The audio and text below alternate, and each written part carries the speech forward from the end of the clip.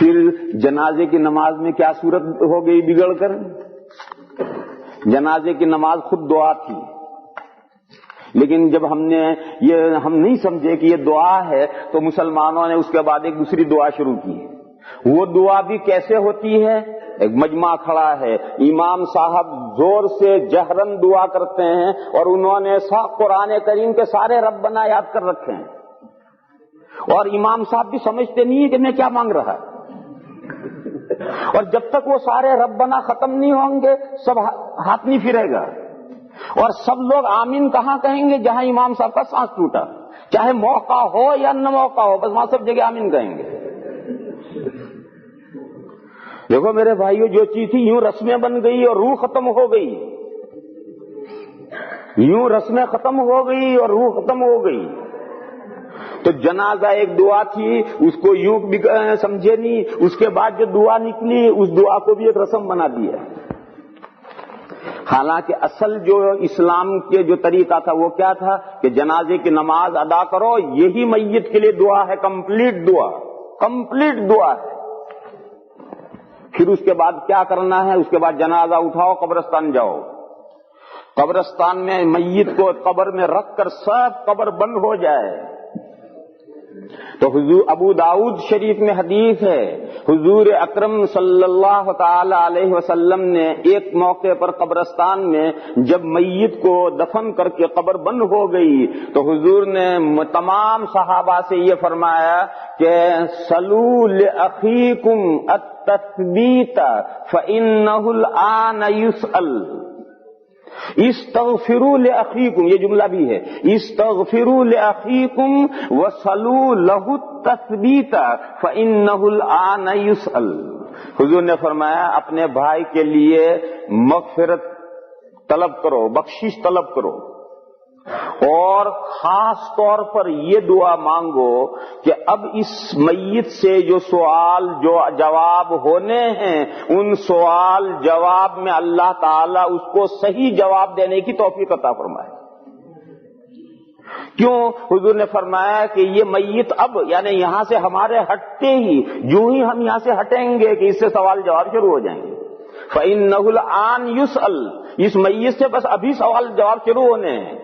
لہذا حضور نے فرمایا کہ دو دعائیں کرو، ایک تو اپنے بھائی کے لیے گناہ کی بخشش طلب کرو، استغفروا لأخیکم، اپنے بھائی کے لیے دعائے مغفرت کرو، اور دوسری وصلوا لہ التثبیت، اور اس کے لیے تثبیت کی دعا کرو کہ جو سوال اس سے ہو اس کا صحیح جواب دینے کی اللہ اسے توفیق عطا فرمائے، اس کے دل کو مضبوط کریں اور یہ گھبرا نہ جائے اور بالکل صحیح جواب دے، ایسی اللہ اسے توفیق عطا فرمائے، یہ دعا کرو۔ یہ حاضرین سے کہنے کا کیا مطلب؟ یہ بہت چھوٹا سا پوائنٹ ہے، اس پر غور فرمائیں، آپ حضرات بہت سمجھدار حضرات ہیں، ایک چھوٹا سا پوائنٹ ہے اس پر غور فرمائیں۔ حضور نے حاضرین میں اعلان کیا، اس اعلان کا کیا مطلب؟ اس اعلان کا مطلب یہ ہے کہ ہر آدمی اپنے دل میں دعا کرے گا، ہر آدمی اپنے دل میں دعا کرے گا، اور اگر حضور نے ہاتھ اٹھا کر کے خود دعا مانگی ہوتی تو پھر لوگوں کو تو آمین آمین کہنی ہے، انہیں یہ ہدایت کرنے کی ضرورت ہی کیا ہے کہ یہ دو دعائیں کرو، یہ کہ ہدایت کرنے کی ضرورت کیا ہے؟ حضور تو عربی جانتے ہیں، سارا مجمع عربی جانتا ہے، حضور جو دعا کریں گے اسے وہ سمجھیں گے، اس پر آمین کہیں گے، انہیں کوئی ہدایت کرنے کی ضرورت ہی نہیں ہے۔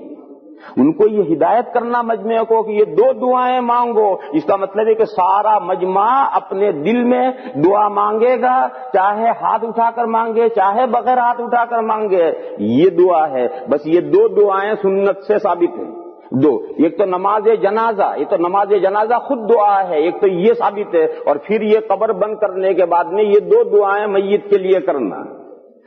اس کے بیچ میں جتنی دعائیں بڑھا دی وہ ہم لوگوں نے بڑھا دی کہ جنازے کے بعد فوراً ایک دعا اور بڑھا دی، پھر بعض لوگوں نے کہا کہ نہیں یہ کافی نہیں ہوئی، پھر میت دفن کرنے کے بعد پھر سارا مجمع پھر وہاں بھی وہ ہاتھ اٹھا کر دعا ہے، اور ایک آدمی کچھ عربی دعائیں پڑھ رہا ہے، وہ کیا پڑھ رہا ہے وہ بھی نہیں جانتا، مجمع بھی نہیں جانتا۔ جب میت کو دفن کرنے کے بعد قبر بند کرنے کے بعد ہم لوگ دعائیں مانگتے ہیں تو دعا مانگنے والا بھی نہیں سمجھتا کہ میں کیا دعا مانگتا ہوں، اور سننے والے بھی نہیں سمجھتے کہ کیا دعا مانگی جا رہی ہے، بس وہ سارے دعا قرآن و حدیث کے ربنا یاد کر رکھے ہیں، وہ سارے پورے ہو جائیں گے وہاں تک دعا مانگنی۔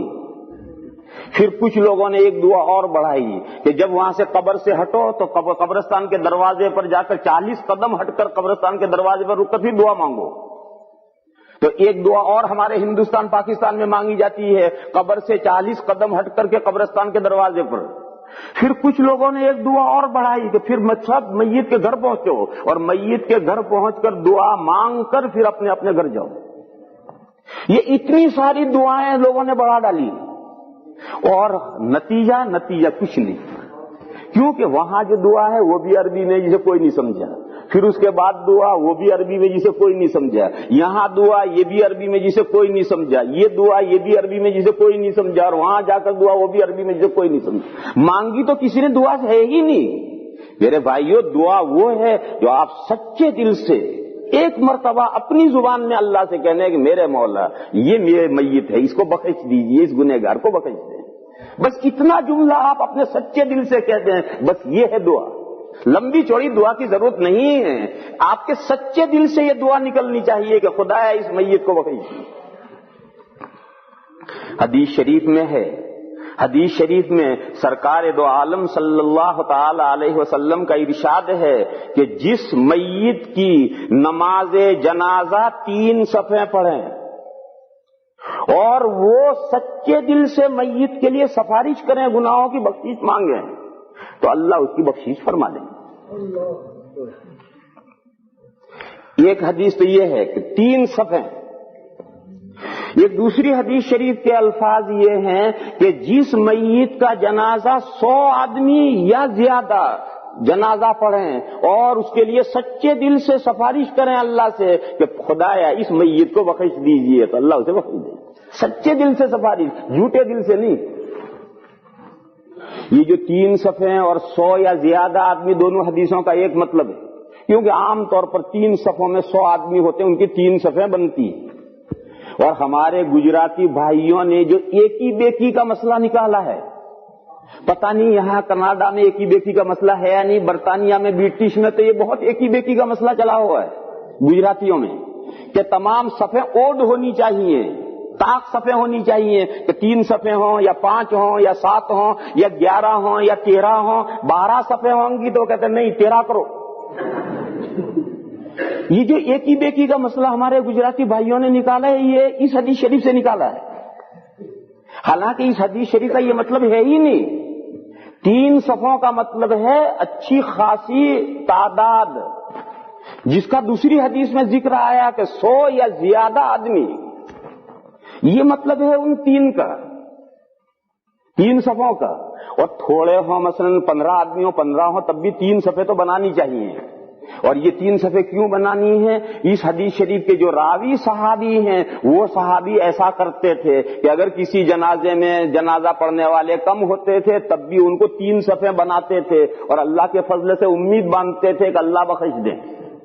تو 3 تک تو ٹھیک ہے, لیکن 3 سے آگے جتنی بھی صفحے ہو جائیں پھر ایک ہی بیکی اوڈ کا کوئی مسئلہ نہیں.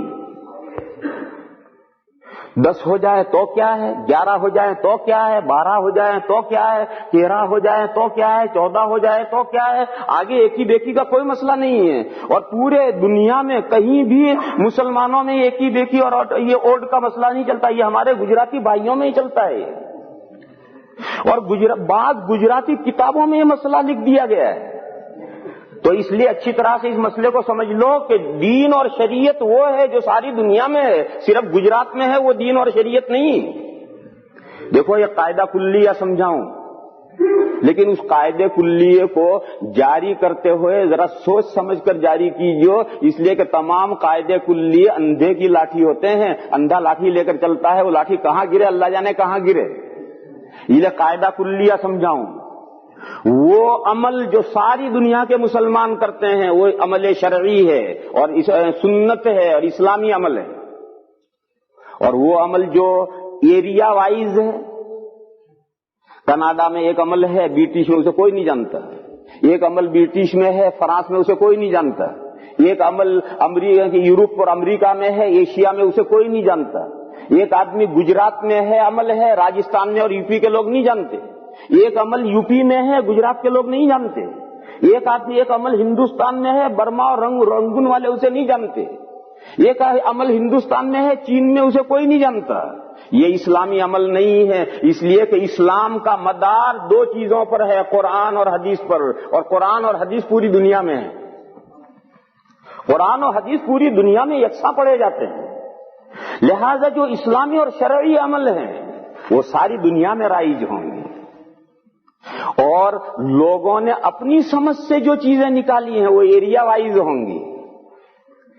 کسی علاقے میں مرنے کے بعد میں طرح طرح کی رسمیں اور بدعات رائج ہوں گی، دوسرے علاقے والے اسے نہیں جانتے، ان کے یہاں کچھ اور چیزیں ہوں گی، تیسرے علاقے میں کچھ اور چیزیں ہوں گی. تو یہ قاعدہ کلی یاد رکھو کہ چونکہ اسلام کا مدار قرآن اور حدیثوں پر ہے، اور قرآن اور حدیثیں کسی خاص علاقے میں نہیں ہیں، پوری دنیا میں یکساں پھیلی ہوئی ہیں. قرآن بھی ساری دنیا میں ہے، حدیثیں بھی ساری دنیا میں ہیں. لہذا ساری دنیا میں مسلمانوں میں جو عمل چل رہا ہے وہ اسلامی عمل ہے، وہ سنت ہے.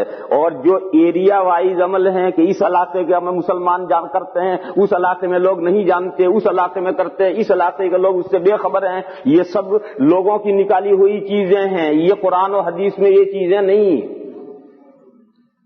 تو اب آپ دیکھیے، آپ عرب کے کسی جنازے میں جا کر شریک ہوئیے تو آپ کو یہ دو چیزیں ملیں گی. نماز جنازہ، ساری دنیا میں مسلمان نماز جنازہ پڑھتے ہیں، کوئی دنیا کا ایسا خطہ نہیں ہے جہاں مسلمان نماز جنازہ نہ پڑھتے ہیں. معلوم ہے نماز جنازہ شرعی چیز ہے. پھر قبر بند کرنے کے بعد میں تھوڑی دیر کھڑے رہ کر کے اس کے لیے دعا ساری دنیا میں مسلمان کرتے ہیں، کہیں چلے جاؤ. معلوم ہے یہ بھی شرعی چیز ہے. اور اب باقی چیزیں ایریا وائز ہیں. جنازے کے بعد فوراً دوسری دعا، جنازے کے بعد دعا کہیں ہے کہیں نہیں. پھر قبرستان سے ہٹ کر کے قبرستان کے دروازے پر رک کر دعا دنیا میں کہیں ہے کہیں نہیں. پھر سارے لوگ میت کے گھر جائیں اور وہاں دعا کر کے منتشر ہوں، یہ دنیا میں کہیں ہے کہیں نہیں. تو یہ جو باتیں جو کہیں ہیں دنیا میں اور کہیں نہیں ہے، یہ ایک موٹی سی علامت ہے اس بات کی کہ یہ قرآن و حدیث کی باتیں نہیں ہیں. اگر یہ قرآن و حدیث کی باتیں ہوتی تو قرآن و حدیث تو ساری دنیا میں ہے، لہذا یہ عمل ساری دنیا میں ہونا چاہیے. یہ قاعدہ کلیہ میں نے بتایا ہے، مگر ہر قاعدہ کلیہ کو جاری کرنا ہر ایک کے بس کا نہیں ہے. وہ قاعدہ کلیہ جاری کرتے ہو تو بہت سی جگہ پر آدمی غلطی کرتا ہے.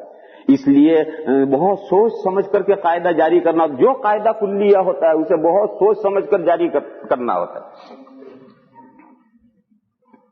تو بات میں عرض یہ کر رہا تھا کہ اصل جو دعا ہے وہ تو یہ ہے کہ جب آپ نماز سے سلام پھیر لیں تو نماز سے سلام پھیرنے کے بعد ہر شخص کو دعا اللہ سے مانگنی ہے، اپنی زبان میں مانگنی ہے، اپنے ارمان مانگنے ہیں، اپنی خواہشیں مانگنی ہیں، اپنی آرزویں مانگنی ہیں. اور اتنا بڑا مجمع ہم سب کے ایک ارمان ہو یہ کوئی ضروری نہیں. جب یہ ضروری نہیں ہے تو اب ہمیشہ امام صاحب کچھ زور سے دعائیں مانگتے ہیں اور ہم آمین آمین کہتے ہیں، تو پھر تو کہاں مانگی دعا ہم نے؟ اپنے دل کے ارمان تو کہاں مانگے اللہ سے؟ ہاں ایسا ہوتا ہے کبھی کبھی کوئی خاص اوکیزن اور موقع ایسا ہوتا ہے کہ ہم سب کی مشترکہ ایک مقصد ہوتا ہے. مثلا بارشیں نہیں ہو رہی اور اللہ سے ہم سب اکٹھا ہوئے، بے اکٹھا ہو، برسات نہیں ہو رہی، اللہ سے بارش مانگے. اب جب ہم اکٹھا ہوں گے تو اب سب کی خواہش ایک ہے کہ اللہ سے بارش مانگو، بارش نہیں ہو رہی. اب مسنون طریقہ یہ ہے، اب سنت طریقہ یہ ہے کہ ایک دعا مانگے زور سے اور سب آمین کہیں. کیوں؟ اب سب کی ایک آرزو ہے. اب جو قوم کے اندر سب سے بہترین ہے وہ دعا مانگے گا اور بقیہ سب اس پر آمین کہیں گے. حضور اکرم صلی اللہ تعالی علیہ وسلم ایسے خاص مواقع پر حضور دعا مانگتے تھے اور ساری مسجد بھری ہوئی آمین کہتی تھی. عجیب عجیب احادیث شریفہ ہیں اس سلسلے میں. ایک مرتبہ حضور اکرم صلی اللہ تعالی علیہ وسلم جمعہ کا خطبہ دے رہے ہیں اور ایک شخص مسجد میں داخل ہوا اور اس نے مسجد میں داخل ہوتے ہی کہا کہ یا رسول اللہ، سب جانور ہلاک ہو گئے، لوگ پریشان ہو گئے، بارشیں اللہ نے روک دی ہیں، پانی پینے کو نہیں ہے، گھاس اور پتے جانوروں کے لیے نہیں ہے، آپ اللہ سے دعا فرمائیے کہ اللہ تعالیٰ بارش عطا فرمائے. حضور اکرم صلی اللہ تعالی علیہ وسلم نے خطبے کے درمیان میں یہ بات سنی اور خطبے کے درمیان میں دعا شروع فرمائی. اور وہ دعا سب کتابوں میں، حدیث کی سب کتابوں میں وہ دعا آتی ہے، اللہم اغثنا غیثا ہنیئا مریئا، ایک لمبی دعا ہے۔ وہ ساری دعا صحابہ نے یاد کر کے سنائی، معلوم حضور نے زور سے وہ دعا مانگی، جبھی تو صحابہ نے یاد کر کے وہ ہم تک پہنچائی۔ اگر حضور نے وہ دعا دل میں مانگی ہوتی تو وہ دعا ہم تک کیسے پہنچتی؟ تو اب حضور نے وہ دعا زور سے مانگی خطبے کے دوران میں، سارے مجمع نے آمین کہی، کیوں؟ سب کا ایک مقصد ہے، لہذا اب ایک آدمی دعا مانگے گا، سب آمین کہیں گے۔ جمعہ پڑھ کر جب نکلے ہیں لوگ تو گھر پہنچنے کوئی آدمی ایسا گھر نہیں پہنچا جو کسی کے کپڑے بھیگ نہ گئے ہوں۔ جمعہ پڑھ کے نکلے ہیں تو ہر آدمی بھیگا ہوا گھر پہنچا ہے، اور پوری ویک، پورا ہفتہ مسلسل بارش ہوتی رہی، تھوڑی تھوڑی تھوڑی بارش ہوتی رہی، تھوڑی زیادہ پورا ہفتہ بارش ہوتی رہی۔ اگلے جمعے کو حضور اکرم صلی اللہ تعالی علیہ وسلم جمعہ کا خطبہ دینے کے لیے کھڑے ہوئے، وہی صحابی یا کوئی اور صحابی خطبے کے دوران داخل ہوئے مسجد میں، اور انہوں نے کہا یا رسول اللہ جانور ہلاک ہو گئے، لوگ پریشان ہو گئے، سیلاب آ گئے، جانور بہہ گئے، مکان ڈھہ پڑے، آپ اللہ سے دعا فرمائیے کہ اللہ تعالیٰ بارش کو روک لیں۔ تو حضور اکرم صلی اللہ تعالی علیہ وسلم نے دعا فرمائی، اور صرف ایک جملہ فرمایا، حضور نے یوں اشارہ کیا، یوں انگلی کر کے فرمایا اللہم حوالینا ولا علینا، یوں کر کے ایک دائرہ کھینچا اور فرمایا کہ اللہم حوالینا ولا علینا، یا اللہ ہمارے ارد گرد بسے، ہم پر نہ بسے، ہمارے ارد گرد بارش برسے، ہمارے اوپر نہ برسے۔ اور فرمایا کہ اللہ پہاڑوں پر برسے، ٹیلوں پر برسے، جنگلات میں برسے، آبادی میں نہ برسے، اور حضور نے یوں اشارہ کیا۔ اب جو نماز پڑھ کر نکلے ہیں تو جتنا حضور نے اشارہ فرمایا تھا اتنے بادل کٹ چکے تھے، اور پورا مدینہ نے ایسا معلوم ہوتا تھا جیسے گنبد پر بادل کٹ گیا ہے، تو جیسے مدینہ نے تاج پہن رکھا ہے، اور چاروں طرف بادل تھے، اور پہاڑوں پر اور ٹیلوں پر برسات بارش ہو رہی ہے، اور مدینہ میں دھوپ ہے۔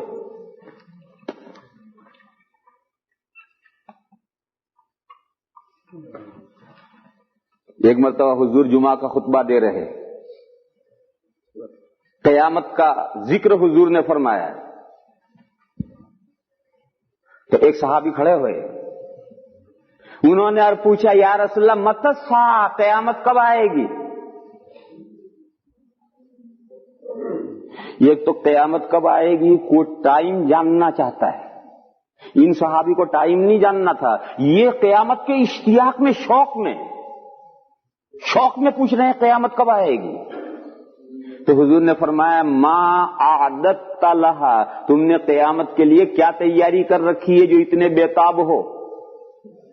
کیا تیاری کر رکھی ہے قیامت کے لیے جو اتنے بےتاب ہو؟ بڑا اچھا جواب دیا انہوں نے، بڑا اچھا جواب دیا، اللہ انہیں جزائے خیر عطا فرمائے۔ انہوں نے کہا یا رسول اللہ ما اعددت لہا کثیر صلاۃ ولا کثیر صیام ولکنی احب اللہ ورسولہ۔ انہوں نے کہا یا رسول اللہ میرے پاس کوئی بہت ساری نمازیں نہیں ہیں، میرے پاس میں کوئی بہت سارے روزے صدقے نہیں ہیں، بس میرے پاس تو یہ پونجی ہے کہ مجھے اللہ سے اور اللہ کے رسول سے محبت ہے۔ بڑا شاندار جواب دیا انہوں نے کہا یا رسول اللہ میرے پاس میں کوئی لمبی چوڑی نمازیں نہیں ہیں، کوئی لمبے چوڑے روزے، لمبے چوڑے صدقے نہیں ہیں، میرے پاس تو ایک پونجی ہے، مجھے اللہ سے اور اللہ کے رسول سے محبت ہے۔ حضور نے فرمایا المرء مع من احب، قیامت کے دن آدمی اس شخص کے ساتھ رہے گا جس سے اس سے محبت ہے۔ قاعدہ کلیہ بتایا